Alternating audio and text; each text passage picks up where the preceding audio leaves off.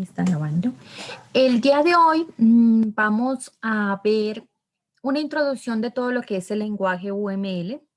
Es un lenguaje que nos sirve para modelar, que nos sirve para diseñar software. No es como los otros lenguajes para programar, pero en esencia, como todo lenguaje, tiene una parte de sintaxis, una parte de semántica, una parte de símbolos que se utilizan para representar diferentes cosas.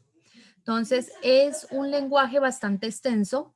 El UML2, que es el que se está utilizando ahora, tiene cerca de 13 diagramas y cada uno de esos 13 diagramas cuenta con algo que se llama extensiones. Entonces, puede sacarse variantes de esos diagramas. Así que es un lenguaje muy completo y muy extenso. Vamos a ver como una introducción acerca de los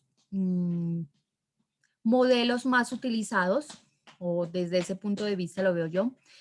Vamos a utilizar 3 referencias de 3 libros que son muy buenos, que manejan esa parte. Entonces, déjenme les comparto aquí en este momento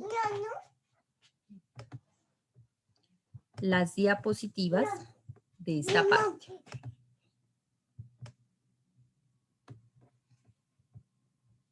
Listo.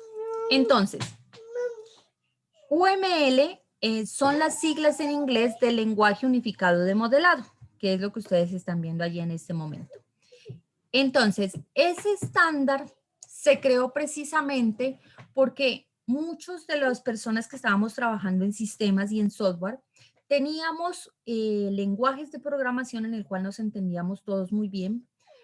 Teníamos ese concepto de que todo tenía que ser primero modelado y diseñado, pero no teníamos un estándar completo para utilizar en esta parte. Entonces, ese lenguaje de UML nació de esa necesidad de que todos tengamos ese mismo estándar, manejemos un mismo idioma en esta parte del análisis y el diseño, y entonces se creó UML. Estas diapositivas las estoy sacando de 3 referencias, como les cuento. El primero es un manual de referencia, es del año 2000, pues ya tiene 20 añitos, pero de todas maneras es de los mismos creadores del UML. Entonces es un muy buen libro que se puede manejar para toda esta parte. Yo lo tengo en digital, ahora se los comparto allí en el grupo de WhatsApp. El segundo es un libro que me compartió el ingeniero Alexander Barón, es de Introducción al lenguaje del modelado de la Universidad de Cataluña. Este se concentra únicamente en el diagrama de clases, que sería como nuestro diagrama más especial que tenemos que manejar aquí en esta asignatura, ya en otras lo manejarán los otros diagramas, pero en ese diagrama de clases nos da todo el detalle de cómo se coloca la notación, para qué es cada uno de los símbolos, cómo se puede colocar esas variantes, esas extensiones que se pueden manejar dentro de este tipo de diagrama. El tercero es un libro de ingeniería de software que a mí me gusta mucho, se llama Ingeniería de Software, un enfoque práctico de Prisman, de McGraw-Hill. Ese también lo tengo en digital. Yo creo que ya se los compartí, pero si no se los he compartido, se los comparto. Él tiene en la parte de anexos un capítulo dedicado únicamente a lo que tiene que ver con el UML. Entonces, explica el diagrama de clases, entre otros tipos de diagramas, y lo hace a través de ejemplos. Entonces, es muy práctico, es muy bueno para entender. Entonces, estas 3 referencias son las que yo estoy utilizando para crear estas diapositivas que le voy a compartir.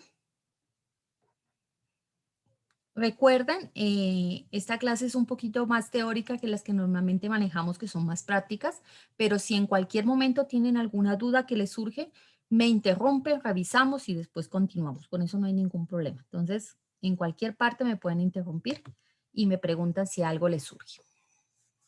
Entonces, un pequeño paréntesis como para entender la historia de UML. Entonces, estos 3 autores, Buck, Jung y Jacobson, son los que desarrollaron esta parte de este estándar, porque es un estándar más que otra cosa, por ahí más o menos por los años 90. Ya eso hace parte de la historia del siglo pasado.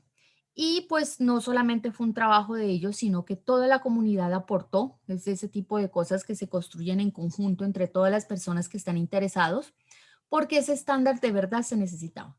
Se necesitaba para que todos los que hablamos o los que trabajamos con esta parte del software tengamos un solo idioma para entendernos en la parte del análisis y el diseño. Entonces, UML fusionó esas notaciones de modelado que competían, en ese momento había nuevas que competían, no había un solo consenso, entonces trató de fusionar, sacar lo mejor de cada una de ellas y convertirlo en una única notación, un único estándar para este tipo de cosas. Entonces, por allá en el 97 salió la primera versión del UML, el 1.0, y fue enviado a una organización que está encargada de mantener especificaciones de todo lo que tiene que ver con la tecnología y con el software. Ese es el OMG, el Object Manager Group. Él es el que se encarga de mantener este tipo de especificaciones. Es, como dice ahí, un consorcio sin fines de lucro. Entonces, si usted quiere descargar la especificación pura de OML, usted puede ir a la página del Object Manager Group y la puede descargar sin ningún inconveniente. ¿Cuál es el inconveniente? Como es un estándar por una organización con toda la estructura, pues es muy extenso. O sea, si usted se baja el UML, que es el que se está utilizando ahorita, que es el 2.0, tiene cerca de 700 páginas, ¿sí? Entonces, pues si usted es una persona que le encanta leer, pues perfecto, usted digiere todas esas páginas con toda la especificación técnica que tiene.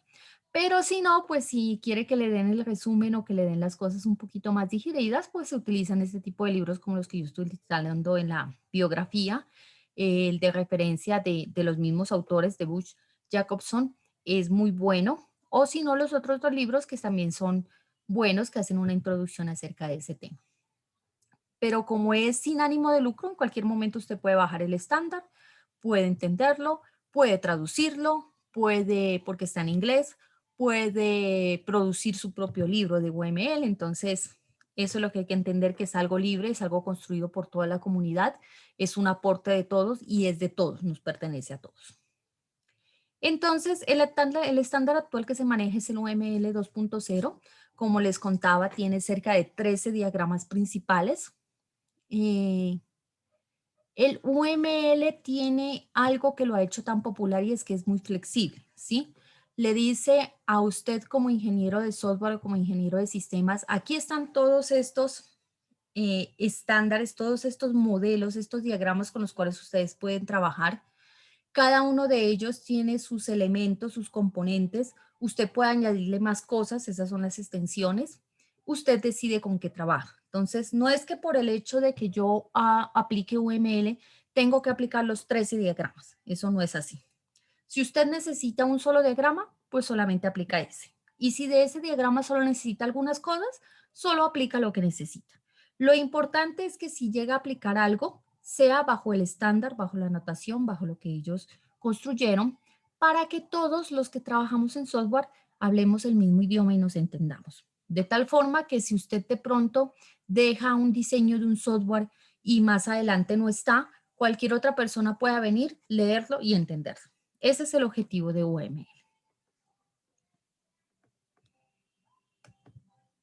Entonces, como les digo, es un tema muy extenso. UML es bastante grande. Si nos vamos al puro, pues 700 páginas nos daría para completar todo un curso de un semestre. Entonces, vamos a ver solo ciertas cositas. Vamos a ver el concepto de UML, exactamente a qué se refiere. El concepto de modelo, porque desde el nombre dice el lenguaje unificado de modelado, entonces tenemos que entender que es un modelo. Y luego vamos a ver los diagramas, porque en resumen UML es un conjunto de diagramas que nos permiten diseñar y modelar todo lo que tiene que ver con tecnología. Eso no significa que no se use UML en otros contextos, ¿no?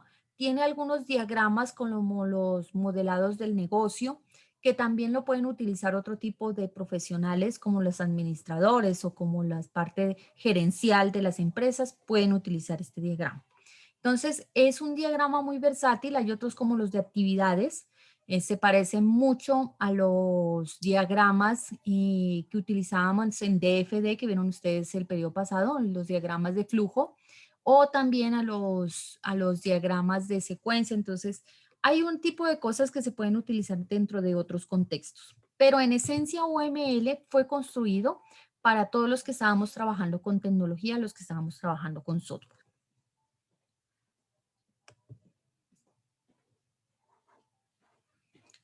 Entonces, ¿qué es UML exactamente? Por sus siglas en inglés es el lenguaje unificado de modelado. Entonces, ¿qué significa eso? Es un lenguaje. Como el español, el inglés, el francés, como el lenguaje C, como el lenguaje Java, son un conjunto de semántica y sintaxis que nos permite construir algo. Entonces, ¿para qué nos sirve la parte, por ejemplo, del español? Para comunicarnos unos con otros. ¿Para qué nos sirve el lenguaje C o el lenguaje Java? Para comunicarnos entre nosotros con la máquina. ¿Para qué nos sirve este lenguaje de modelado UML? Para modelar, ¿sí? Ahí está su mismo nombre. Entonces, es un lenguaje para poder modelar. Entonces, ¿modelar qué? Pues modelar tecnología, modelar software, modelar programas, modelar sistemas. Entonces, tiene todo ese respaldo de lo que implica un estándar. El estándar lo que permite es que todos manejen lo mismo, entonces no importa si te vas de aquí a China, de pronto las palabritas por ahí más abajo en algunas diapositivas, algún estudiante me dijo una vez, no, profe, es que está mal escrito. Entonces no es que esté mal escrito, sino que por ahí tengo unas imágenes de unos modelos que se hicieron en portugués. Entonces no está mal escrito, sencillamente las palabras cambian de idioma, pero el símbolo, la forma en la que se construye el diagrama es el mismo aquí en Europa, en Estados Unidos, y esa es la ventaja de un estándar. Entonces, eso es lo que nos permite el UML, o esa es la característica reina que tiene, que es un estándar reconocido y aceptado por toda la comunidad. Entonces, ¿qué es exactamente lo que modelamos? Entonces, el modelado es el proceso en el cual los ingenieros de software, de sistemas, todos los que trabajan con esto de la tecnología, podemos diseñar ese software antes de pasar a su construcción. Entonces, mire que desde el concepto del OML nos está ubicando en el contexto. Siempre tenemos que pensar antes de actuar, tenemos que analizar y diseñar antes de construir y codificar. Entonces, ese paso antes de la construcción es ese diseño en el cual nosotros modelamos. Si nosotros, por ejemplo, nos fuéramos a la construcción pura, bueno, ahora las piezas se construyen a través de máquinas robóticas que son bien precisas, pero si van a la construcción pura de antes de todo el tipo de piezas mecánicas, se hacía un modelo en barro de lo que se quería construir, después se hacía un negativo, un inverso, y luego si ya se conseguían construyendo los objetos de ese modelo. Entonces, eso es lo que quiere simular aquí el modelado, que nosotros podamos construir ese bosquejo inicial de lo que vamos a crear antes de crear ese software, antes de crear ese programa, antes de crear ese tipo de aplicación, ese sistema. Entonces, como todo modelo, nos da una idea clara de lo que va a ser ya después la construcción de eso, pero no es todo en total, ¿no? Entonces, si ustedes se van, por ejemplo, a los modelos que construyen los arquitectos, ellos construyen unos modelos estructurales a través de unos planos o construyen unas maquetas que le dan a la persona la idea de cómo va a quedar la edificación, cómo va a quedar esa estructura. No es la estructura, ¿sí? Si es un edificio, alguien no va a poder vivir en esos edificios porque son unas maqueticas chiquitas, pero ya te dan una idea clara de las características más importantes de lo que será esa estructura después cuando ya se construya. Entonces, así mismo pasa aquí, nos dará esas características más importantes que va a tener ese software, que va a tener ese programa, que va a tener ese sistema antes de que ya exista. Entonces, una de las características principales de UML es que es independiente del lenguaje de programación en el cual vamos a construir. Usted puede crear un diagrama de casos de uso, puede crear un diagrama de requerimientos, pero todavía no te casas con el lenguaje con el que vas a construir. Entonces puede ser que lo hagas en C, puede ser que lo hagas orientado a la web, puede ser que sea cliente servidor, Python, bueno, lo que tú quieras, pero aún UML te sirve sin importar qué lenguaje vayas a escoger. Entonces es independiente. Sí tiene una característica, sobre todo en uno de sus diagramas, que es el diagrama de clases, que le da como esa tendencia a que sea como más orientado a objetos. Porque si uno ve el diagrama de clases, aplica todos esos conceptos que vimos la clase pasada de herencia, de polimorfismo, de la parte de relaciones entre clases, todo eso lo maneja ese diagrama de clases. Entonces, si uno ve el diagrama de clases, dice, uy, OML es programación orientada a objetos, pero OML son muchos más diagramas, no solo es. Entonces, si tu programa no es en programación orientada a objetos, pues hay otros modelos que puedes utilizar para hacer ese diseño de ese software. Si es orientado a objetos, pues el diagrama de clases sirve perfectamente porque tiene todos esos componentes, toda esa filosofía que maneja la programación orientada a objetos.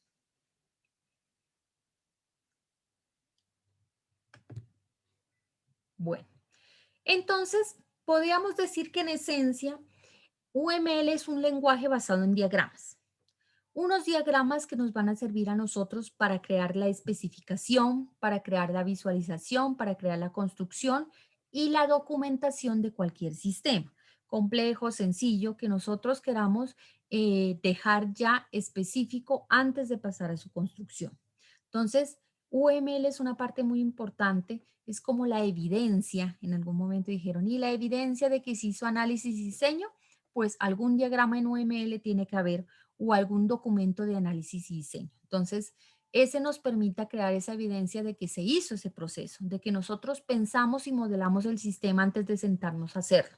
Entonces, es muy bueno, sirve para muchas de esas primeras fases iniciales de la construcción de cualquier programa o de cualquier software, que es la especificación, la visualización y la documentación. Y es un soporte muy vital para la parte de la construcción.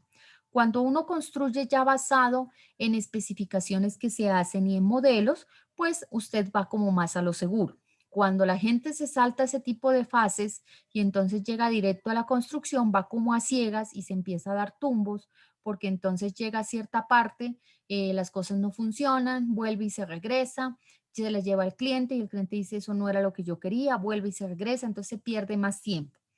Desde en el trabajito, yo sé que todo implica esfuerzo, tiempo y dinero, pero es mejor hacer la especificación de lo que se quiere hacer, que eso se conoce como recolección de requisitos, el análisis del sistema o el programa que ustedes van a construir y el diseño.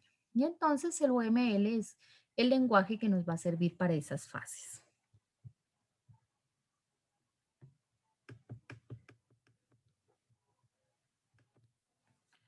Bueno, entonces una esencia de UML es precisamente ese concepto de modelo. Entonces, entendamos exactamente qué es un modelo antes de pasar. Entonces, aquí hay una serie de imágenes de modelos. No son, alguna vez un estudiante me dijo, ¿eso ya es UML? No. Estos modelos que yo le estoy mostrando son algunos modelos que se utilizan también en otras áreas de la ciencia. Entonces, por ejemplo, en matemáticas, en estadística, en robótica, en construcción, también se utilizan los modelos. Es un concepto que no es únicamente de nosotros como los ingenieros de sistemas, y un modelo en esencia es como una fotografía, un bosquejo inicial de lo que nosotros más adelante vamos a construir. Aún no es ese algo, pero ya nos puede dar una idea a todos los que trabajamos con él antes de que exista. Y podemos definir esas características más importantes de ese algo que va a existir después. Podemos hacer pruebas sobre ese modelo antes de entrar a los costos de construcción. Todo implica un costo cuando ya vamos a construirlo.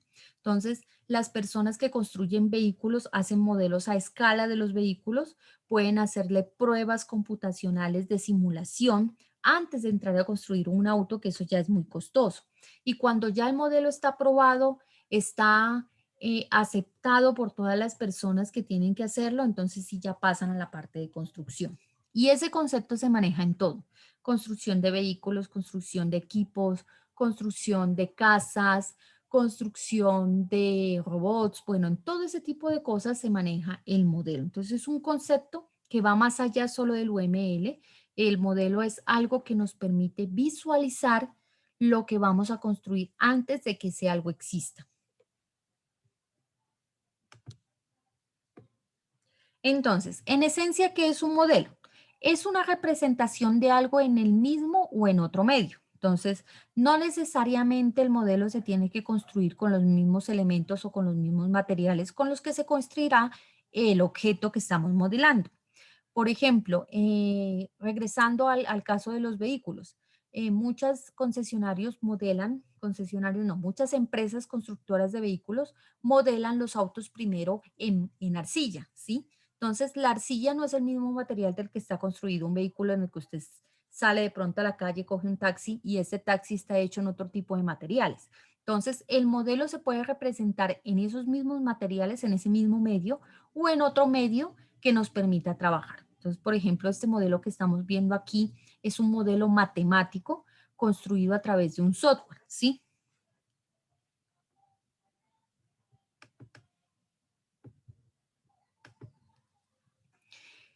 ¿Qué característica tiene el modelo? Entonces, no se busca construir algo idéntico a lo que vamos a hacer con su misma escala, con sus mismos materiales, con todo, sino que solamente quiere capturar esos aspectos muy importantes desde cierto punto de vista que nosotros queremos expresar. Entonces, si nos vamos a las maquetas de los arquitectos, ellos no construyen la edificación completa, usted no puede ver la estructura de hierro y todo lo demás, ni los cimientos, pero sí se puede dar desde el punto de vista visual cómo se verá esa estructura después una vez la construyan. Entonces hacen el edificio de pronto en cartón paja, no tiene nada que ver con los materiales que se construye un edificio, y le dan el color, le pintan las ventanas, las puertas, todo para que la gente que lo observe se dé cuenta de cómo se verá ese edificio en un futuro una vez se haya hecho su fase de construcción. Entonces, no trata de tener todas las características de ese algo que está modelando, pero sí las más importantes desde ese cierto punto de vista que se quiere representar. Entonces, por ejemplo, en la imagen es la representación de una montaña.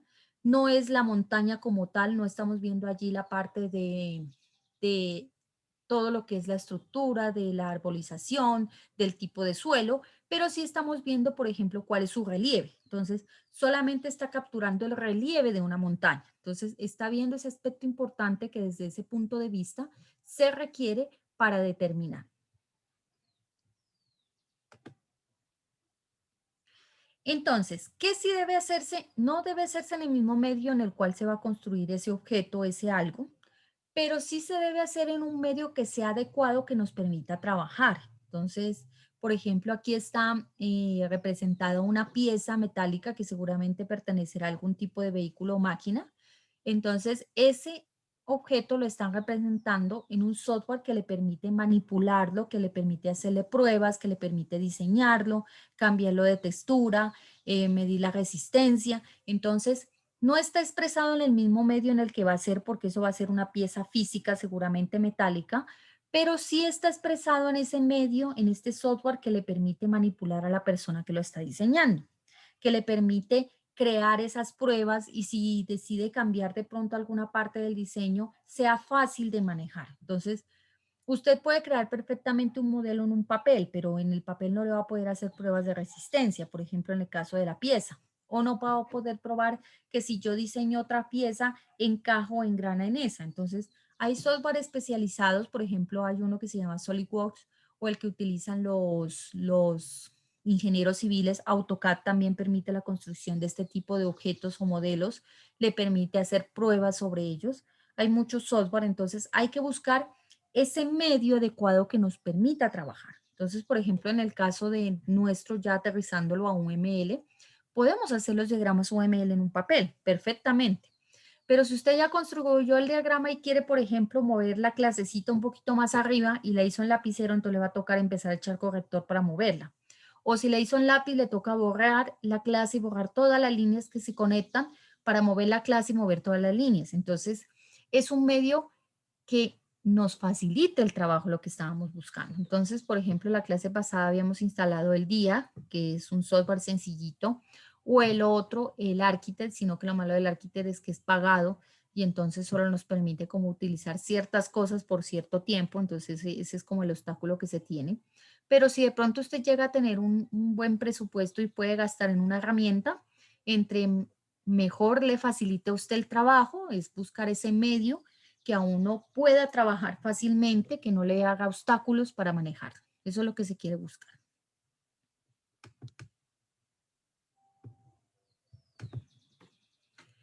Entonces, diferentes profesionales obviamente utilizarán distintos medios para crear sus modelos. Pues nosotros vamos a utilizar este estándar que es UML y habrán unas herramientas que nos permiten manejarlas, ¿sí? Por ejemplo, en la parte de robótica hay herramientas que permiten el diseño 3D y diseñar las partes del robot y diseñar el software que va a contener. Entonces, Cada uno de los profesionales con su cuento y cada uno de los modelos que se puede construir, pues tiene herramientas con las cuales podemos utilizar. Entonces hay que escoger la herramienta adecuada, hacer como siempre un equilibrio entre presupuesto, tiempo y fácil uso. Entonces, todo requiere también obviamente una curva de aprendizaje si usted se va a sentar a manejar una herramienta. Entre más compleja y tenga un soporte mayor a un tipo de funcionalidades, pues la curva de aprendizaje va a ser mayor. Va a requerir que usted se siente, lee tutoriales, haga algún curso para poder aprender a manejar ese software. Pero la idea es que al final usted pueda construir sus modelos de la forma más sencilla posible. Todos esos diagramas que se construyen en los diferentes, sea en DIA o sea en Architect, siguen el UML, siguen el estándar, así es que al final cuando usted lo imprima va a parecerse mucho, tal vez sea un poquito más pulido el que crea Architect con el que de pronto crea DIA, pero no es gran cosa, sigue manejando y lo importante es que se entienda, que maneje ese estándar y que usted lo pueda llevar a cualquier parte y otra persona que maneja UML le entienda lo que usted está diseñando. Entonces, eso es lo que se busca.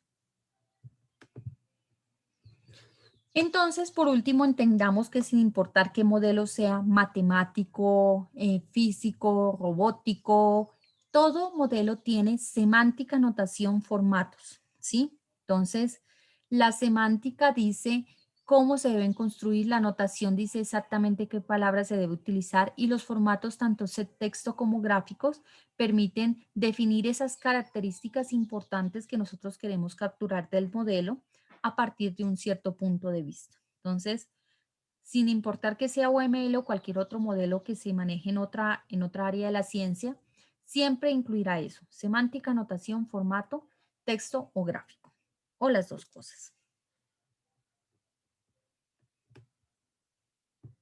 Entonces, más o menos entendido este concepto de modelo, ahora sí volvamos a aterrizar nuevamente a lo que es UML, que como decía ya en una de las definiciones, se puede entender a UML como un conjunto de diagramas que nos permiten especificar, modelar, diseñar nuestros software.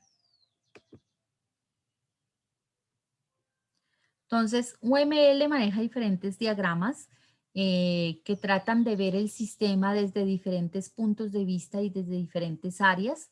Unos de los más utilizados son clases, casos de uso y actividades, pero hay muchos más y hay diferentes variantes de cada uno de ellos.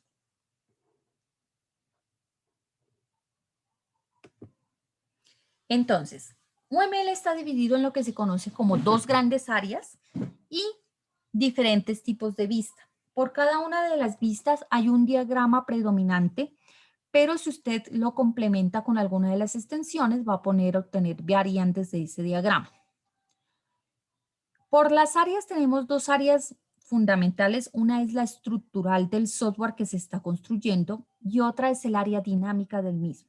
Entonces, así como un edificio tiene una estructura de columnas, de vigas, de cimentación, el software también maneja una estructura que le da el soporte a todo el funcionamiento. Y esa estructura se puede visualizar desde diferentes puntos de vista. Entonces, UML abarca dentro del área estructural del software el punto de vista primero estático.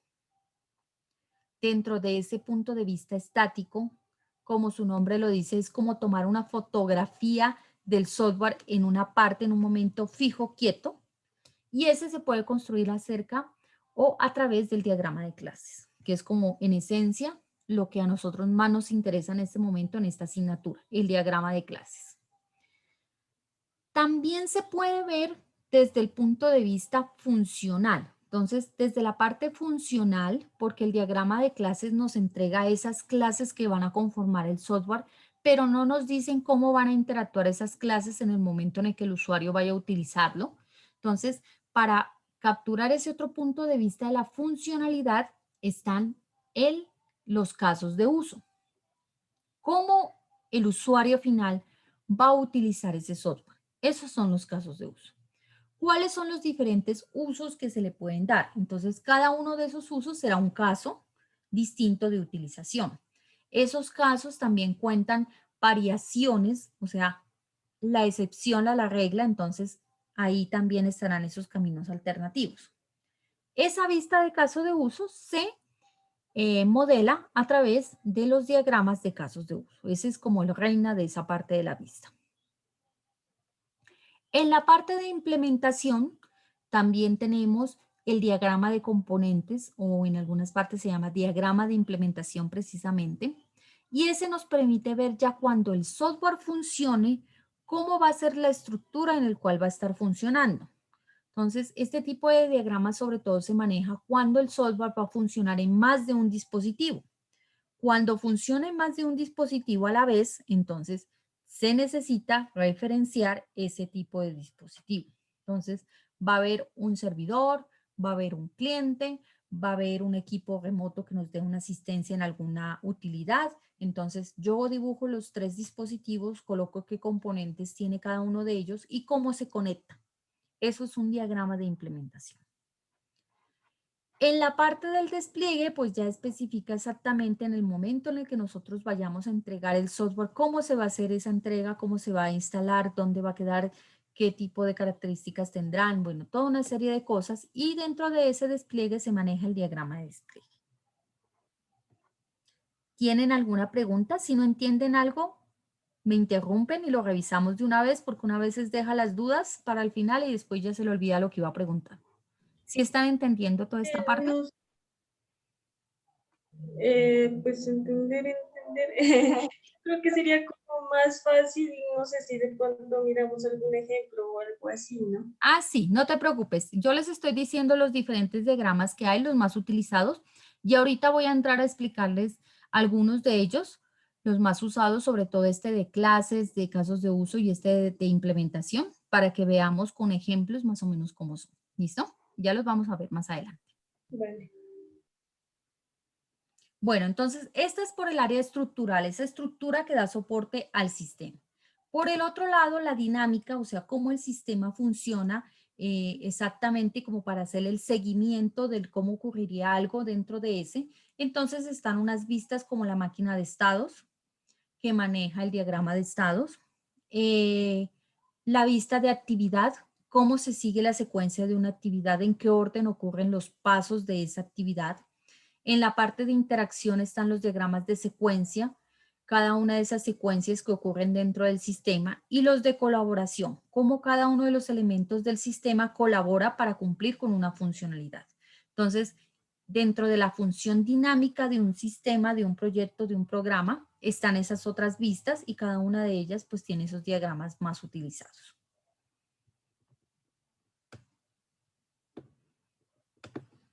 Entonces, como les decía, hay más o menos 13 diagramas en total y más encima con las extensiones se pueden tener variantes de esos diagramas. Son muchos. Para mí y para este autor de este libro, estos diagramas son como los más utilizados. El diagrama de clases, que es el que nosotros más nos vamos a centrar.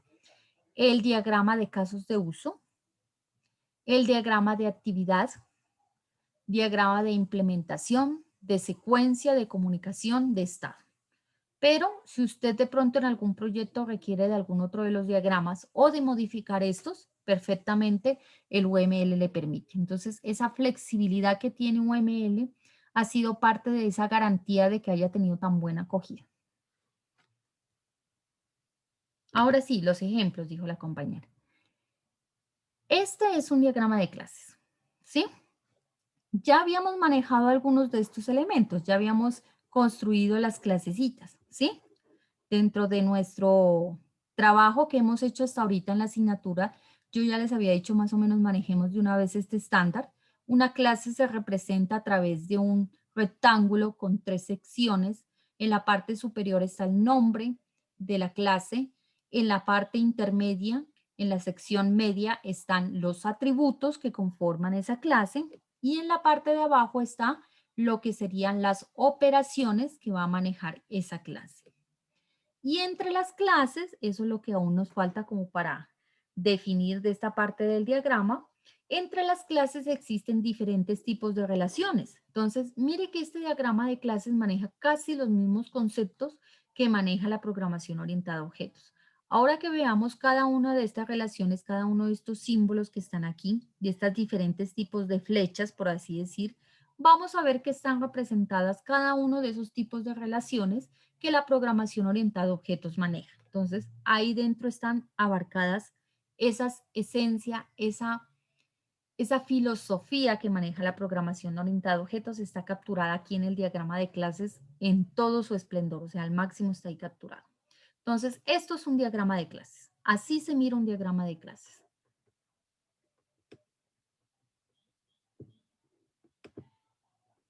Entonces, definición. ¿Qué nos permite hacer un diagrama de clases? Pues nos permite modelar clases. Está incluido los atributos, están incluidos sus operaciones, las relaciones y asociaciones que existen entre las diferentes clases. Entonces, ese diagrama nos va a permitir ver esa estructura interna del software, cómo va a estar constituidos por las diferentes clases. Anotación. Los diagramas nos sirven para representar el software. Es posible que existan muchas más clases que se utilicen al momento de construirlo. Si nos ponemos a colocar todas las clasecitas que vamos a usar construidos por nosotros o que nosotros utilizamos de alguna de las librerías de los lenguajes, pues el diagrama se nos haría enorme. Lo mismo con cada una de las clases. Si nos ponemos a colocar todos sus atributos y todas sus operaciones, entonces es posible que ese diagrama se nos salga y se nos haga una cosa enorme. Lo importante, como decía el concepto del modelo, es capturar esas características más importantes de lo que queremos representar, no todas, sino las más importantes desde el cierto punto de vista que la estamos afrontando. Entonces, cuando hagamos los diagramas de clase, solo colocamos esos atributos más importantes que nos permiten entender qué va a ser la clase. Solo vamos a utilizar o a nombrar ahí esas operaciones o funciones más vitales para que entendamos cómo funcionan todas las clases en conjunto. Habrá más atributos, habrá más métodos y operaciones, pero esas se colocarán ya en la parte de la construcción, cuando nos sentamos a codificar. No tiene que estar todo aquí en el diagrama, solo lo más relevante, lo más importante. Entonces, ¿cuál es el punto de vista que nos aporta el diagrama de clases? Como ya lo habíamos visto ahí en la parte de la explicación de los diferentes tipos, el diagrama de clases aporta es una vista estática, una fotografía del sistema, donde se puede ver esa estructura partiendo de sus clases. ¿Cuáles son las clases que van a conformar ese programa o ese sistema? Y cómo esas clases se relacionan una con otra. No muestra la forma dinámica como ellas van a interactuar ni cómo se van a comunicar. O sea, aquí no podemos ver esos mensajes que se van a enviar entre clases. Solamente nos permite ver que una clase está relacionada con otra a través de algún tipo de esas relaciones. Pero no nos va a permitir ver eso. Para eso existen otros diagramas en los cuales podemos modelar ese tipo de cosas. Entonces, componentes principales del diagrama de clases, clases y relaciones. Para de contar, ahí no hay más en ese diagrama. Solamente clases y relaciones. Entonces, ¿cómo es una clase? Una clase estaría representado, como ya lo hemos visto, por ese rectángulo dividido en tres partes. Primera parte nombre, segunda parte atributo, tercera parte procedimiento o operación. En los atributos es importante definir de qué tipo de datos vienen, entonces si es entero, si es string, si es doble. En los procedimientos es importante definir si tendrá parámetros y si hay parámetros, de qué tipo de datos será ese parámetro. Si es un procedimiento o una función que nos devuelve un valor, entonces de qué tipo de datos será ese valor. Si de pronto es algo que no devuelve nada, entonces también se especifica. Entonces, ejemplo, esta clasecita que está aquí, dividida por ese rectángulo. ¿Listo? Ya lo conocemos. Nombre, clase. Atributo 1, 2 puntos, entero. ¿Sí? Entonces, nombre del atributo, seguido de los 2 puntos, y después va el tipo de datos de ese atributo. Signo menos. ¿Sí? Yo tenía pensado hasta hace poco que todos los atributos siempre tenían ese signo menos, pero resulta que ese signo menos está simbolizando que es privado, ¿sí? ¿Por qué? Resulta que por recomendación de seguridad, todos los atributos de una clase, cuando uno los diseña, debería definirlos como privados. Entonces yo siempre le ponía privado y siempre salía el menos. Yo pensé que era por eso. Pero si usted llega a dejar alguno como público, ese menos se te va a convertir en un más. Pero eso no se recomienda. Siempre los atributos pertenecen a la clase y no puedes dejarlos públicos porque alguien de afuera puede llegar y modificarte esos atributos y entonces se puede dañar tu clase y por ahí se puede dañar todo el programa o se puede tener una alteración no deseada por otra persona que está queriendo dañarte. Entonces, un ataque, como se conoce. Entonces, los atributos por lo general hay que dejarlos como privados y siempre cuando usted los deje privados tendrán ese signo menos. Notación de las operaciones o de los métodos.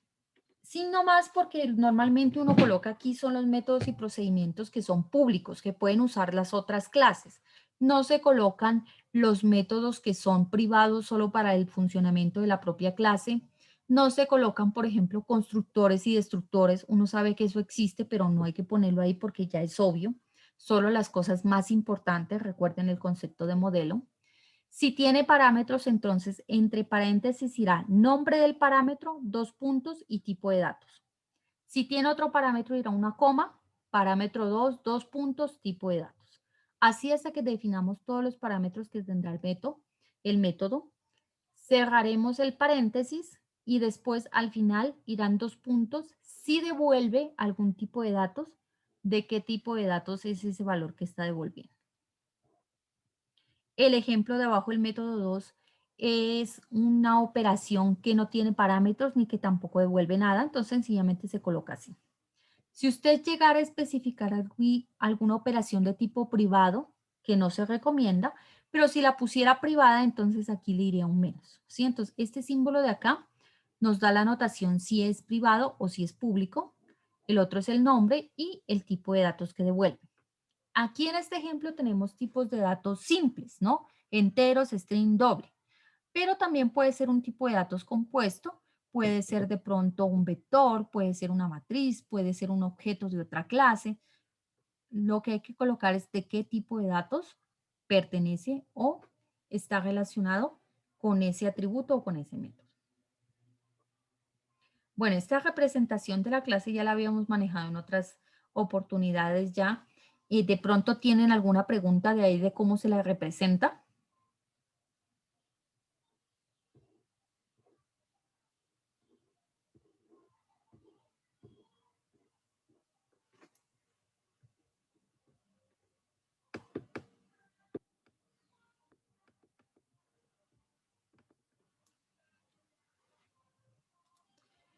Bueno, por ese lado. Entonces, esas son las clasecitas, ya lo habíamos manejado. Ahora sí van las relaciones. Estas relaciones entre clases, esos conceptos que habíamos visto en las clases anteriores de la programación orientada a objetos, se las maneja aquí en el diagrama de clases. Entonces, en este diagrama de clases se las distingue unas de otras por el tipo de línea y la forma en la que termina la línea. Así se puede distinguir visualmente qué tipo de relación está. Entonces está la relación de generalización que nos representa esa herencia de la programación orientada a objetos. Está la relación de asociación, eso ya lo vimos en la clase pasada, cuando dos clases se relacionan fuertemente y entonces hay una asociación para que en conjunto trabajen y creen una función. Está la relación de dependencia, donde una depende de otra para hacer algún tipo de operación, pero tampoco es una relación muy estrecha, la relación de dependencia es más débil, la otra puede seguir sobreviviendo sin la otra clase y se puede arreglar para trabajar así sea sin esa función. Entonces, ese tres tipos de relaciones y sus variantes, porque recuerden, las vimos en la clase pasada, hay variantes de cada una de ellas. Por ejemplo, asociación tiene agregación o composición. Ese tipo de relaciones se las expresa aquí en estos diagramas y para diferenciarnos, las líneas son diferentes y las terminaciones de esas líneas. Entonces, ya les voy a explicar exactamente cómo se representan cada una de ellas. Empecemos con la asociación. Entonces, el concepto de asociación ya lo habíamos visto en la anterior clase. Dos clases están unidas, están relacionadas de una forma fuerte, trabajan en conjunto, se necesitan una a la otra. Entonces, ahí hay una asociación entre ellas. Esa relación se representa con una línea sólida. La asociación puede tener otras variantes, como ya la habíamos visto. Entonces, las variantes se las coloca a través de las terminaciones de las líneas. Entonces, la primera, la asociación simple, La estamos viendo aquí en el dibujo en la parte superior. Dice asociación clase A, línea sólida y al final termina con una especie de flecha hacia clase B. Entonces, eso significa que la clase A tiene una asociación con la clase B. Esa es la asociación simple. Si ya estamos hablando de una agregación, entonces a la clase a la cual se va a agregar la otra, llega en un triángulo, no, esto no es un triángulo, esto es un rombo, en alguna literatura lo llaman un diamante blanco. Entonces, línea sólida y de la clase a la cual se agrega la otra, llega un diamante blanco. Composición, el concepto de una unidad grande que integra otras partes. Entonces, aquí está la composición. Línea sólida va desde la parte hacia la clase donde va a quedar integrada y la terminación es un diamante, pero en esta ocasión negro. Entonces, mire que gráficamente, a través de líneas y de las diferentes formas en las que terminan las líneas, uno puede diferenciar qué tipo de asociaciones, ¿sí? ¿Preguntas hasta aquí? Con este tipo de líneas es con las que vamos a trabajar nosotros. Multiplicidad de una asociación. Bueno, la multiplicidad es un concepto que se Profe, maneja. una preguntita adelante. Sí, dígame, ¿del anterior? Sí. A ver, denme un minutito, que no escucho nada. ¿Aló? Aló, sí te estoy escuchando, cuéntame. Y le digo, en esta clase de asociación, mi pregunta es generalmente cómo se sabe dónde va como le digo, como el simbolismo de la flechita. La Porque en el terminación. uno, ajá, en el uno la asociación va de una a la otra y pues en las otras son al revés, entonces. Bueno, ya te explico. Entonces, ¿cómo funciona? Esta clase A se asocia con la clase B. Entonces, la clase A llama seguramente o crea un objeto de la clase B para trabajar en conjunto. Entonces, en el caso de la asociación simple, la flecha va desde donde se está creando el objeto hacia la clase de la cual yo estoy creando ese objeto. Entonces, ahí va la relación de la flechita. Si por alguna razón que eso llega a ocurrir, usted tiene unas clases que esta clase crea un objeto de B y luego B otra vez crea una clase de A, un objeto de A. Entonces usted no le pone terminación en ninguno de los dos lados, solamente coloca la flecha de lado a lado, ¿sí? Coloca la línea nomás de lado a lado sin flecha en ningún lado. Pero en este caso, aquí exactamente en esta primera asociación nos está diciendo, esta clase A, cuando nosotros ya lleguemos a programarla, porque en este momento aún no la hemos construido, solo la estamos diseñando, estamos diciendo que esa clase A en algún momento del programa va a crear un objeto de la clase B. Eso es lo que nos está diciendo. ¿Listo? Y entonces la flecha va hacia B, de A hacia B, hacia allá va. Ahora, en la agregación, recuerden que cuando vimos la clase pasada el concepto de agregación, era cuando en una clase más grande nosotros teníamos algunas clases que conformaban, que la utilizaban. Entonces, la agregación es más fuerte que la asociación. No solo crea un objeto de esa clase, sino que las dos trabajan más unidas. Entonces, necesito la una de la otra. Por lo general, cuando hay agregación, cuando la clase A muere, el objeto de la clase B también muere con ella. Entonces, cuando se hace la recolección de basura, las dos clases se van junticas. B no puede vivir si A no vive, se van juntas. Entonces, cuando esa agregación a esa clase más grande a la cual le voy a hacer la agregación es a la cual le llega el diamante blanco, ¿sí? Esta clase tiene una agregación de la clase B, está dentro de ella, va hacia ella. Eso es lo que nos está diciendo. Y en la última, que es composición, recuerde que la composición es esa relación de una parte grande compuesta de partecitas más chiquitas. Entonces, la parte grande, la clase más grande, es a donde llega el diamante negro y las partecitas chiquitas es de donde sale la línea. ¿Sí? Así es como se sabe hacia dónde va orientada la línea. ¿Sí me entendiste o en alguna de ellas te quedó alguna duda? No, sí entendí, profe, gracias. Listo, perfecto. No hay problema. Bueno, entonces, continuemos por este lado. La multiplicidad es un concepto que se maneja en estos diagramas. También no sé si ustedes ya vieron los diagramas entidad de relación de base de datos o cuando los vean se acordarán de mí, allá también se maneja multiplicidad. ¿Y qué nos dice? Nos trata de decir que entre esa relación entre la una y la otra pueden existir una cierta cantidad de objetos que se crean. La multiplicidad es opcional en los diagramas de casos de clases. O sea, si usted cree necesario para ese diseño que usted está construyendo especificar la multiplicidad de los objetos que habrán de una clase en la otra, usted la coloca. Si no le parece necesario solamente con colocar las clases y las flechas, entonces es más que suficiente. Ese hace parte de esa flexibilidad que tiene UML. Pero si a usted se le ofrece la multiplicidad o está leyendo un diagrama que la tiene, entonces lo que hay que entender es que lo que te está diciendo es que de este lado, por ejemplo, una orden de compra se otorga a un proveedor y solo a uno. Entonces, es posible que una orden de compra tenga un objeto de la clase proveedor. Y por el otro lado, mire el otro lado, dice, un proveedor puede tener asignada ninguna o muchas órdenes de compra. Entonces puede ser que dentro del proveedor no haya ningún objeto de la clase compras o haya muchos. Eso es lo que te está diciendo aquí en este caso la multiplicidad. Entonces normalmente va especificada de 0 a 1 o n.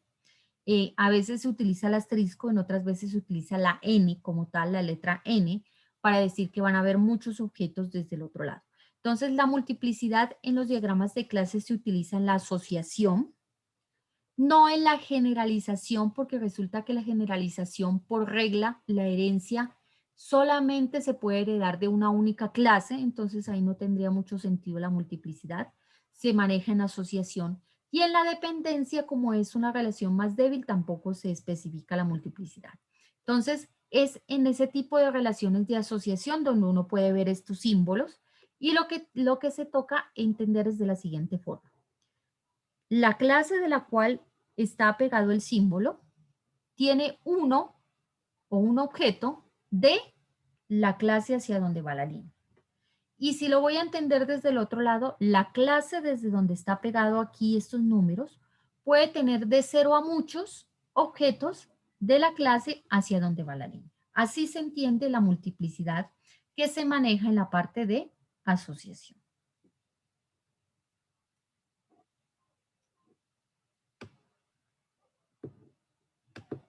Usualmente los diagramas va de 0 a 1, es lo que normalmente se maneja. Pero si hay multiplicidades mayores, lo más seguro es que nos quiera decir que pertenecen a objetos que están en una lista, que están en un vector, que están en una matriz, que están en algún tipo de estructura un poco más compleja, entonces ya se manejan esas multiplicidades más grandes. Por ejemplo, aquí en este ejemplo tenemos al vehículo que tiene una relación de agregación con ruedas, o sea, un vehículo necesita las ruedas para poder andar y entonces el vehículo tendrá 4 ruedas. Entonces, lo más probable es que dentro de vehículo haya algún tipo de vector, algún tipo de lista ordenada que tenga 4 objetos del tipo rueda, ¿sí? Así es más o menos como hay que entenderlo. Si de pronto usted ve esto, cómo se maneja esta parte allá. Libro, por ejemplo, acá abajo está libro y capítulo. Entonces, un libro tendrá una composición, estará compuesto, mire que aquí el diamante es negro, entonces está compuesto por varios capítulos, por lo menos por uno, porque usted no puede abrir un libro que tenga preliminares y al final la bibliografía y que no tenga ni un capítulo. Por lo menos un capítulo tendrá. Entonces dice, tendrá de a uno o muchos capítulos. ¿Sí? Eso es lo que nos está diciendo aquí esta parte de la multiplicidad.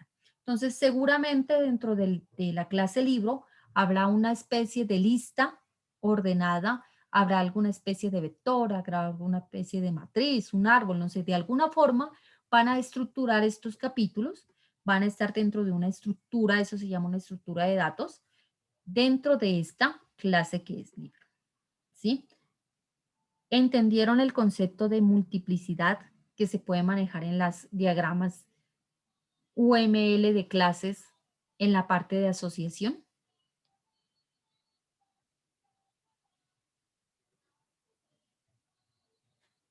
¿Listo? Bueno.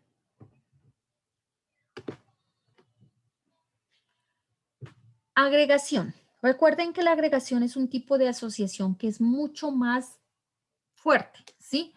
Una agregación indica que hay una relación de tipo entero-parte, otros lo dicen, en alguna literatura lo llaman maestro-esclavo. Entonces, existe una clase más grande, más importante, por así decirla, que está conformada en una de sus partes de esa otra clasecita de la cual estamos relacionando. Entonces, recuerden, ya les dije, se representa con un diamante en blanco. Algunos lo dicen hueco, otros lo dicen es blanco. Como la mayoría de diagramas UML se dibujan sobre blanco, entonces igual va a tener el color blanco en el centro. Ese diamante va a estar apegado a la clase más grande, al entero, como dice aquí en esta parte la definición.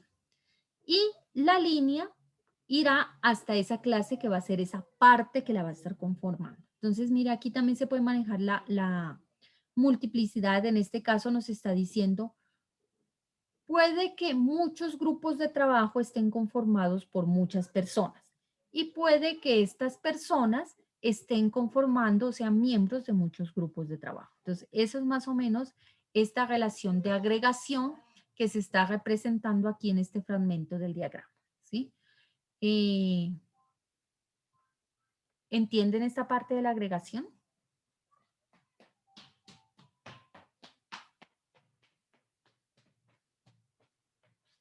Muchos, muchos. Muchos a muchos es aquí la relación. Ajá, muchos. Porque si recuerden que la programación orientada a objetos siempre simula la realidad. Si ustedes lo piensan, durante su trabajo, durante toda la carrera, usted como persona conformó a muchos grupos de trabajo, ¿sí? Y muchos grupos de trabajo están conformados por muchas personas. Entonces, es muchos a muchos en este caso la asociación.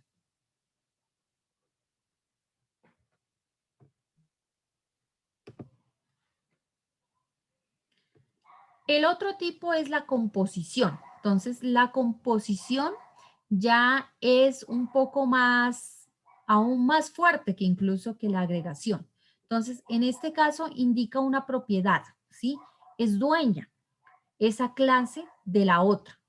Por ejemplo, aquí, el documento es dueño de esas páginas y esas páginas son dueñas de ciertos párrafos. Entonces, el párrafo no puede existir si no está dentro de una página y la página no puede existir si no está dentro de un documento. Asimismo, si de pronto documento muere, las páginas morirán y los párrafos morirán. Entonces, esa composición es la relación más fuerte que se puede definir entre clases en un diagrama de clases. Es no puede existir la parte sin su dueño, ¿sí? No va a poder existir de esa forma. Entonces, si de pronto, simulémoslo como cuando usted abre un documento en Word. Crea un documento en Word, ¿sí? El documento solito puede existir y no tiene párrafo, no tiene páginas aún, ¿sí? Él existe, no hay ningún problema. Pero cuando usted crea la primera página, esa página tiene que pertenecerle a un documento. Cuando usted escribe ese párrafo no puede estar volando libremente por todo el documento. Ese párrafo tiene que pertenecerle a una página, tiene que estar dentro de una página. Asimismo, si de pronto usted coge en Word y le da suprimir a toda la página, todos los párrafos que estaban en esa página se fueron, ¿sí? Murieron con él. Y si usted de pronto coge y le dice a Word, no voy a guardar este documento, sino que lo voy a eliminar, todas las páginas de ese documento y todos sus párrafos morirán. Entonces, tiene la composición ese sentido de pertenencia, de que es dueño esa clase hacia donde va ese triángulo todavía, este no es triángulo, ese rombo negro, ese es el dueño de la otra, ¿sí? Véanlo de esta forma. Tiene también la parte de la multiplicidad, entonces, como diría aquí, un documento tiene muchas páginas y una página tiene muchos párrafos. En sentido contrario, muchos párrafos pertenecerán a una página y muchas páginas pertenecerán a un solo documento, ¿sí? Porque una página no puede pertenecer a este y al otro. No, si de pronto usted copia la página y la pega en otro documento, ya son páginas independientes. Tanto así que si yo modifico la primera que copié, la otra se quedará con la copia que hizo, pero ya va a ser otra cosa aparte. Entonces, una página solo le va a pertenecer a un único documento. Entonces, eso es lo que se está modelando aquí en esta parte, en la composición. La composición es una de las relaciones más fuertes que podemos dar entre la clase. Entonces, sepa que si por alguna razón usted elimina este objeto página del centro, todos esos objetos que la componen, que son de tipo párrafo, morirán, se le van a perder.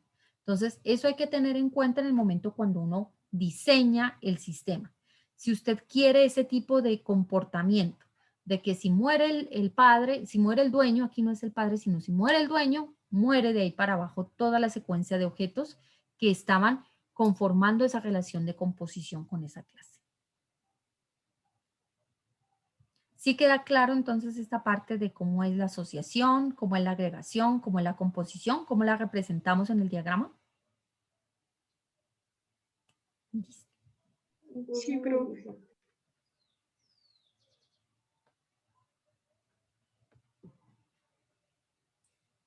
Bueno, por el otro lado tenemos entonces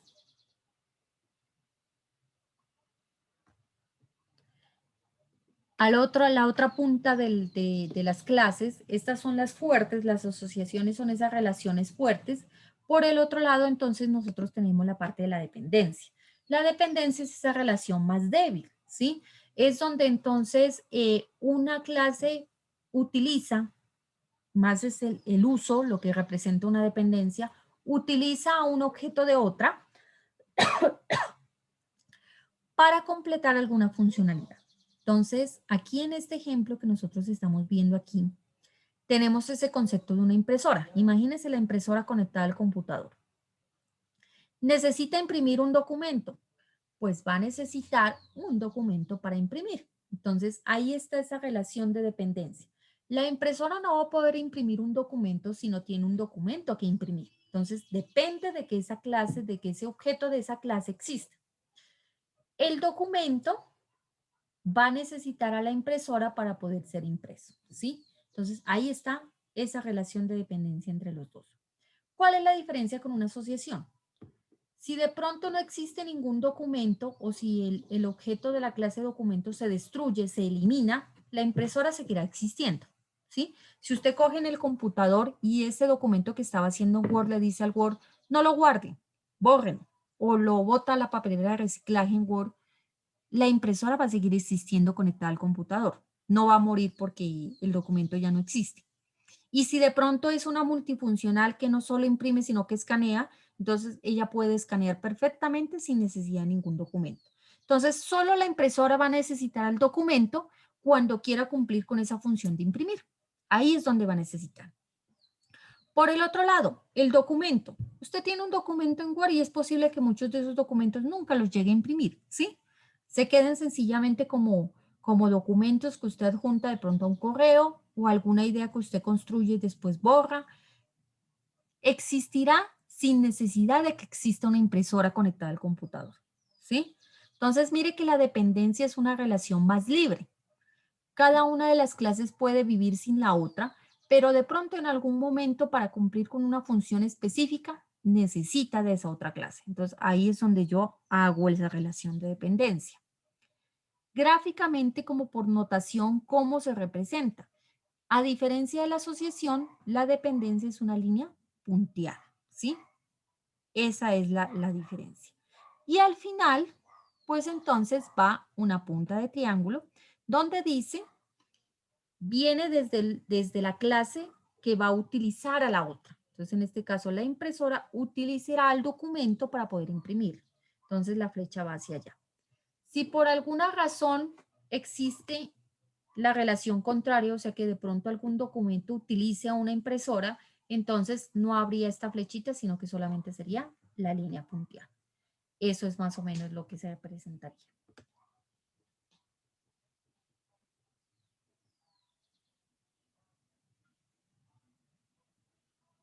Entonces, creo que me salté esto por alguna razón. Generalización, que es la que nos representa esa herencia, viene representada por esa flecha sólida. La flecha sólida viene desde las clases hijas y terminan hacia la clase padre, donde esa terminación, esta sí termina en un triángulo, que me he equivocado. Esta termina en un triángulo de forma blanca, entonces quiere decir, estas de acá abajo son hijas de esta clase padre. En generalización no se usa la multiplicidad porque la programación orientada a objetos dice todo objeto solo puede heredar de una única clase padre. Aquí no es como en la vida real que uno hereda, entonces a mí me gustaría heredar de mi mamá, de mi papá, de mi tío, de mi prima, de mi abuelo, entonces quiero heredar de todos la plata que me dejen, la herencia, casas y todo lo demás. No, aquí en programación orientada a objetos, para evitar lo que se conoce como la duplicidad en información, una clase solo puede heredar de una única clase padre, no puede heredar de más, ¿sí? Solo de una sola.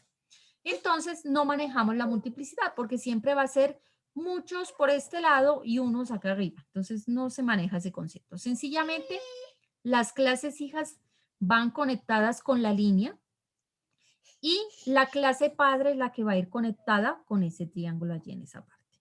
Y eso es lo que se conoce como generalización. Y esos son los tres tipos de relaciones que usted va a encontrar en cualquier diagrama de clases. Me regreso otra vez aquí al primero para que ustedes miren. Miren todas las conexiones que están aquí. Todas esas conexiones pertenecen o son o una generalización, lástima que si la hago grande no me dejan ver las letras, o una generalización, que es por ejemplo la que existe entre trabajador y estudiante, eh, con persona, persona es la clase padre, y trabajador y estudiante son las clases hijas. Regálenme un segundito, por favor, ya regreso.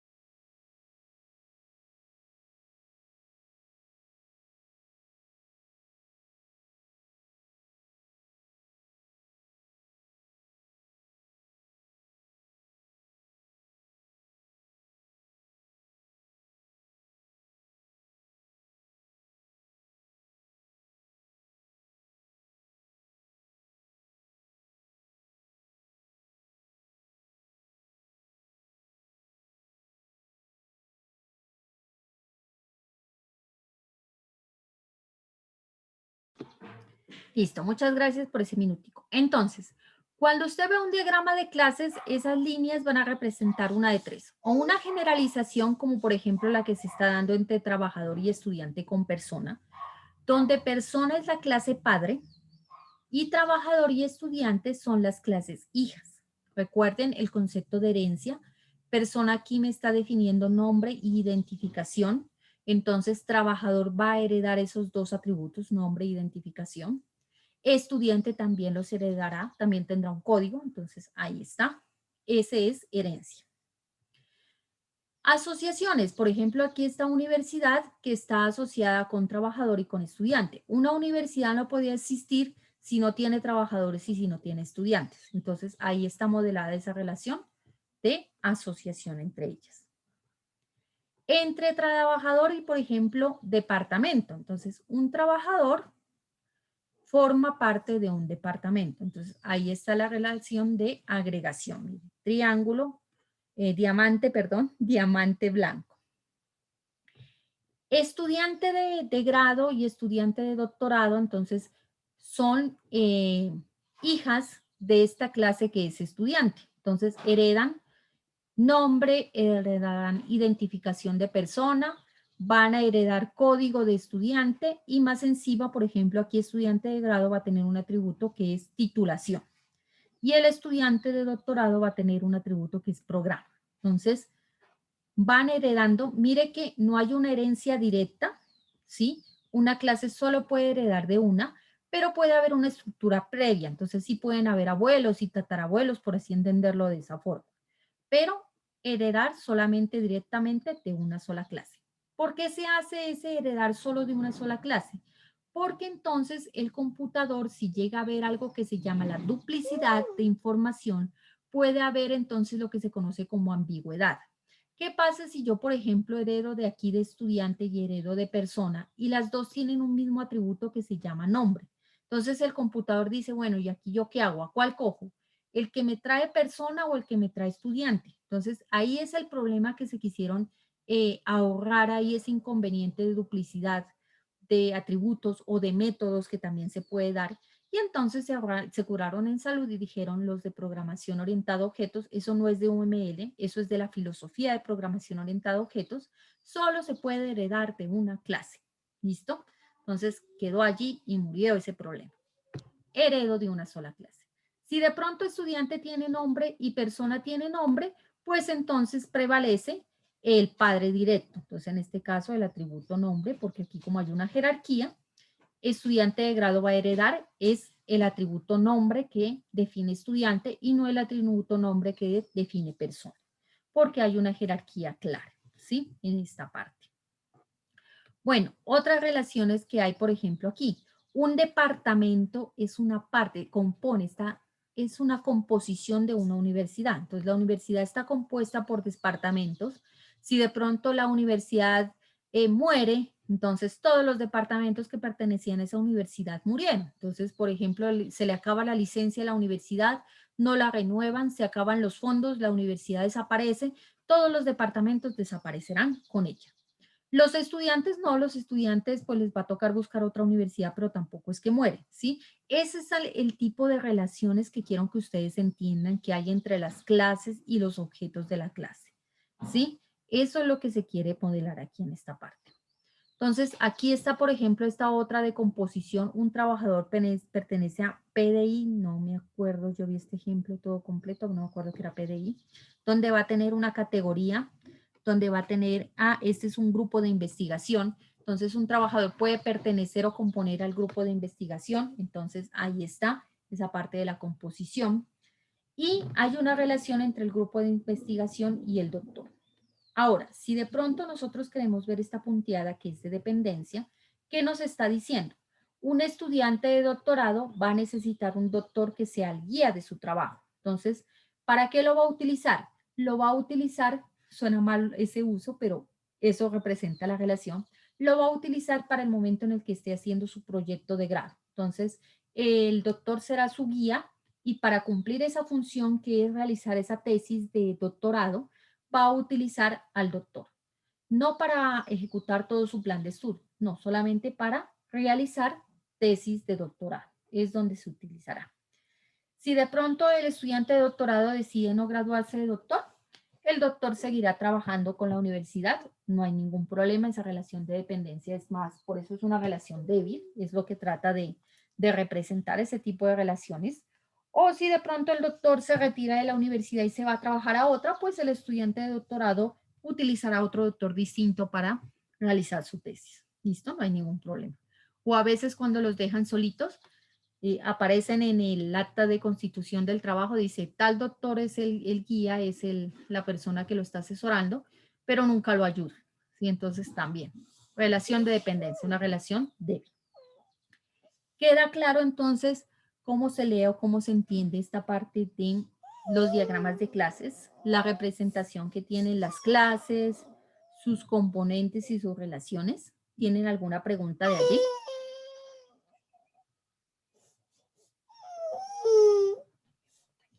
No, profe, sí está claro. Listo. Entonces, ¿qué es lo que vamos a hacer nosotros de ahora en adelante? Vamos a pasar, ya no solo nos vamos a quedar con la construir las clases, con representarlas, sino también con establecer esa relación.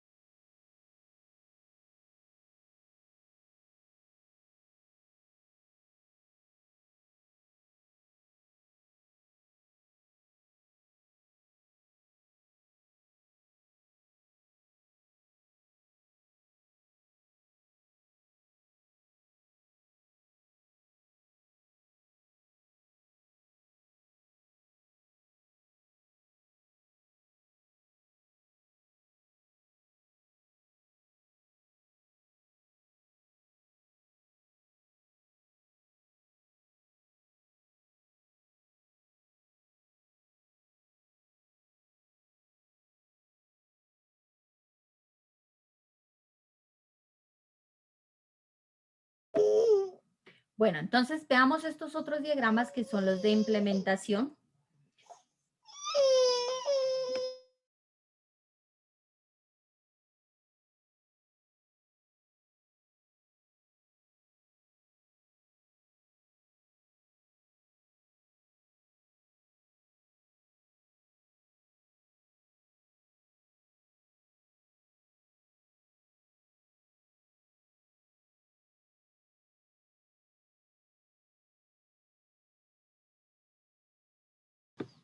Entonces, ¿para qué nos sirven los diagramas de implementación? Los diagramas de implementación nos sirven a nosotros, los ingenieros, para estructurar cómo va a quedar el programa o el software o lo que usted vaya a construir en diferentes dispositivos al momento cuando ya se vaya a establecer, cuando ya vaya a entrar en funcionamiento.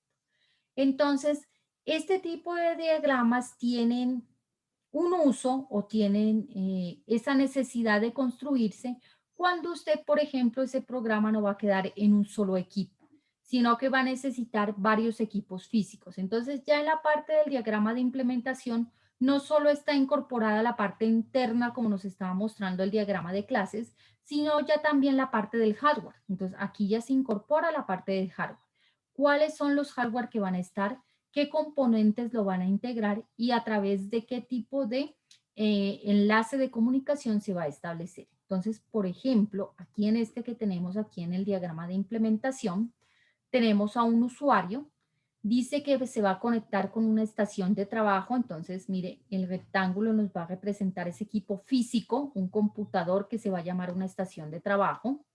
Él va a interactuar con esa estación de trabajo a través de un teclado y de un monitor, va a necesitar, y va a utilizar un componente que va a ser un navegador web. Eso nos está diciendo aquí en esta primera parte el diagrama de implementación. Ahora, esa estación de trabajo se va a comunicar con un servidor web. Ese servidor web va a tener tres componentes. Uno va a ser esa interfaz web que va a tener una parte de presentación. Va a haber una interfaz que se va a comunicar con la base de datos y esa base de datos va a construir también archivos de tipo log. Esos son archivos de auditoría que se construyen cada vez que se haga alguna modificación en los datos que contiene esa base de datos, se va dejando un registro en el archivo tipo log. Esa conexión entre la estación de trabajo y el servidor web se va a hacer a través del protocolo HTTP y HTTPS. Eso es lo que nos está diciendo, una conexión a través de ese protocolo. Ahora, va a haber otro equipo, otro hardware que interviene aquí y eso va a ser un servidor de base de datos, ¿sí? Este es otro equipo independiente y dentro de ese servidor va a haber un componente que es una base de datos de tipo MySQL, ¿sí? Nos está diciendo aquí. Y el servidor web se va a comunicar con el servidor de base de datos a través del protocolo TCP/IP y a través de un software local, o sea, algo que esté establecido de forma local entre estos dos, ¿ya? Entonces, eso es más o menos un diagrama de implementación. nos permite ver cómo va a quedar distribuido nuestro sistema en los equipos físicos, en el hardware, ¿sí? Las conexiones entre uno y otro, interviene hasta el usuario aquí ya en esta parte de la implementación, porque hay que dejar expreso exactamente con qué equipo el usuario va a interactuar. El usuario no va a entrar a interactuar directamente con el servidor de la base de datos, ni tampoco va a entrar a interactuar directamente con el servidor web.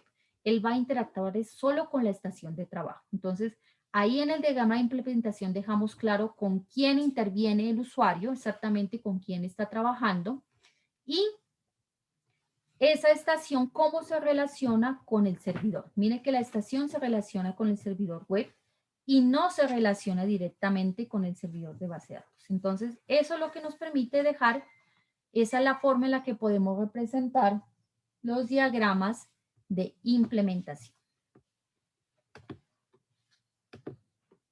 Entonces, ¿qué son los diagramas de implementación?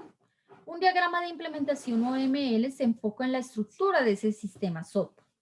Entonces, es útil para mostrar la distribución física de ese sistema en las plataformas de hardware y en los entornos de ejecución. Entonces, eso es lo que hace un sistema de implementación. Muestra de forma física cómo va a quedar establecido, cómo va a quedar implementado ese software.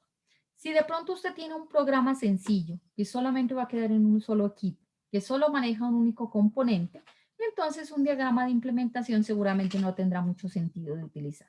Pero si ya tiene una estructura como esta que estamos representando aquí, donde intervienen ya 3 equipos, 3 hardware distintos ubicados en lugares independientes, y en cada uno de ellos hay uno o más componentes, como en este caso el servidor web, entonces sí amerita la utilización de un diagrama de implementación.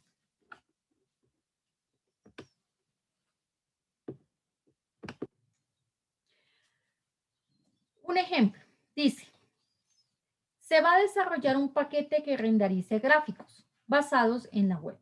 Dice, los usuarios de ese paquete usarán su navegador web para ir a ese sitio web e ingresar la información que se vaya a renderizar. Su sitio web renderizará la imagen gráfica de acuerdo a la especificación del usuario y la enviará de vuelta al usuario. Puesto que las gráficas renderizadas pueden ser computacionalmente costosas, ¿a qué se refiere computacionalmente costosas? A que pueden ser, tener un tamaño grande, a que pueden ser difíciles de procesar, a eso se refiere computacionalmente costoso. Usted decide mover el renderizado fuera del servidor web hacia una plataforma separada, hacia otro equipo. Por tanto, habrán 3 dispositivos de hardware independientes que estarán involucrados en el sistema. El cliente web, la computadora en la cual va a correr ese navegador que el usuario va a usar, la computadora que alberga el servidor web y la computadora que alberga un motor de renderizado. Entonces, si yo tengo este ejemplo de este caso, de este tipo de sistema, ¿cómo se construiría el diagrama de implementación? Entonces recuerden, cada dispositivo es un cajón de estos, ¿sí? Entonces voy a tener 3 dispositivos. Dentro de cada uno de los dispositivos, entonces va a haber cierto elemento que el usuario va a utilizar. Por ejemplo, en este caso va a utilizar el navegador web. Aquí me faltó el usuario, pero interactúas con el navegador. El otro dispositivo es el servidor web, ¿sí? Y el otro es el del motor de renderizado. Ahí está. Yo puedo colocarle opcionalmente especificaciones. Mire, por ejemplo, aquí yo estoy diciendo que el servidor web va a ser de tipo Apache y el sistema operativo va a ser Linux. Miren esta parte de aquí. Son opcionales, hacen parte de esa extensión que nosotros podemos manejar de UML, cositas que le podemos aumentar. Y en la parte de la conexión entre un dispositivo y otro, entonces tenemos que puede ser de HTTP a través de Internet entre el dispositivo del cliente y el dispositivo del servidor web, y ya a través de una red LAN, que es una red fija, pero con el protocolo HTTP entre el dispositivo del servidor web y entre el dispositivo del motor de renderizado. ¿Sí? Así se haría entonces este ejemplo, se construiría este diagrama de implementación.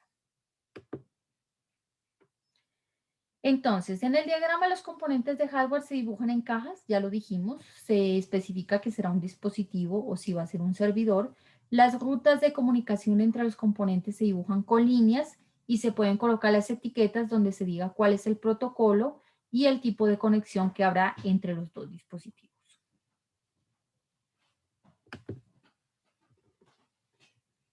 En cada nodo que hay un diagrama de implementación también puede anotarse detalles de ese dispositivo. Entonces, por ejemplo, aquí se ilustra que el navegador estará dentro del cliente, dentro del equipo del cliente. Va a haber un navegador web, un artefacto, un software que corre dentro de ese dispositivo. Dentro de este dispositivo de servidor, pues está opcionalmente la parte de especificar que va a ser de tipo Apache. Puede dejarlo libre y entonces puede utilizar otro tipo de servidor web. Apache es el más utilizado. Dentro de la parte del sistema operativo, ve aquí se está especificando que será Linux. También puede quedar libre, por ejemplo, en el dispositivo del cliente no decimos qué sistema operativo va a utilizar porque eso puede ser cualquiera, eso no podemos decirle al cliente solo Linux o solo Windows, porque entonces ya estaremos restringiendo el uso de nuestro sistema, entonces ese puede ser el que él tenga, entonces no estamos poniendo esta especificación. Y dentro del motor de renderizado no tenemos nada más que especificar en este momento, ningún otro detalle, entonces lo dejamos así nomás libre. Entonces, dependiendo de lo que nosotros necesitemos, pues entrará la parte de lo que nosotros incluyamos dentro de ese diagrama de implementación. Entonces también se pueden mostrar nodos de entorno de ejecución, por ejemplo, entornos de ejecución como serán nodos de sistemas operativos, otro tipo de cosas que nosotros queramos colocar. Entonces ya eso depende de nosotros qué queremos expresar. No voy a entrar en más detalles de este diagrama de implementación porque por lo menos para lo que compete este curso de programación orientada a objetos no los vamos a utilizar.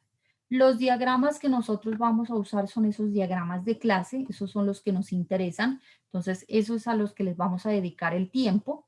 Estos de implementaciones, para que ustedes sepan, existen más adelante seguramente en alguna otra de las asignaturas que vean, puede que los lleguen a utilizar, entonces ustedes ya saben que ahí están y cómo se representan. Miren que todos los diagramas en UML tienen a lo mucho 3 o 4 cositas con las cuales se los construye y ya lo demás depende de lo que nosotros queramos mostrar.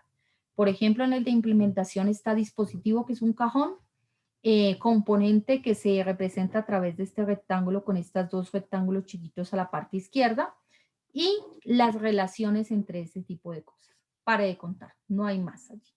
Si vamos al de clase, están las clases, que son esos cajones, esos rectángulos con 3 secciones y las líneas que conectan una clase con otra. Pare de contar, no hay más. ¿Sí? Entonces son sencillos. UML es un estándar fácil de manejar, muy gráfico, muy visual, que nos permite entonces a todos comunicarnos unos con otros. ¿Listo? Entonces, ¿tienen alguna pregunta de estos diagramas que hemos visto hasta ahorita, de lo que hemos revisado hasta este momento?